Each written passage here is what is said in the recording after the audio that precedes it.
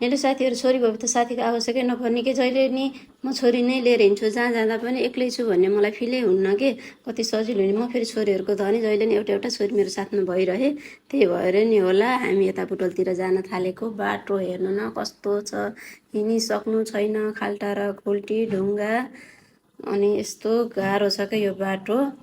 बुटोल केही काम नपरे त बुटोल आइसक्नु नै छैन कि, कस्तो। म ठ्याक्कै 3 बजे हिँडेको है घरबाट, यहाँ बुटोल आइपुग्दा चाहिँ 4:30 भयो कि। 45 मिनटको बाटो, 1.5 घन्टा लाग्यो बुटोल आउनलाई।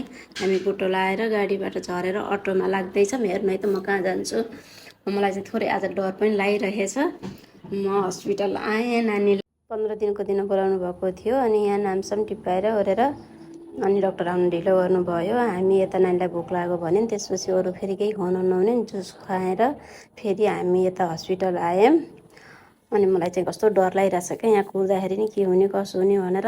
ब्लड चेक गर्न भन्नुभयो डक्टरले, अनि ब्लड चेक गर्नलाई माथिल्लो फ्ल्याटमा आयौँ हामी। अनि माथिल्लो फ्ल्याटमा आएर त्यो ब्लडको रिपोर्ट आउँदासम्म पनि यति डर लागिरहेछ है, कति छ होला के छ भनेर। नानीलाई नि कति दिन भइसक्यो त्यो सादा सादा खुवाएको, तिनलाई पनि कस्तो टेन्सन भइरहेको थियो।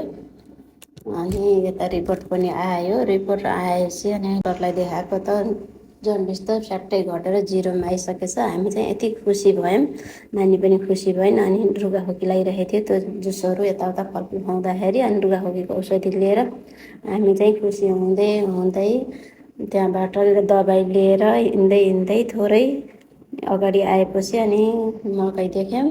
अनि मकै खाँदै हामी गाडीमा चढ्यौँ। नानी चाहिँ थाकिन्, यति गर्दा 9:30 भयो घर आउँदा। यो जन्डिस कसरी सन्चो भयो भन्ने चाहिँ मैले हजुरहरूलाई अर्को भिडियोमा भन्छु है साथी। By by.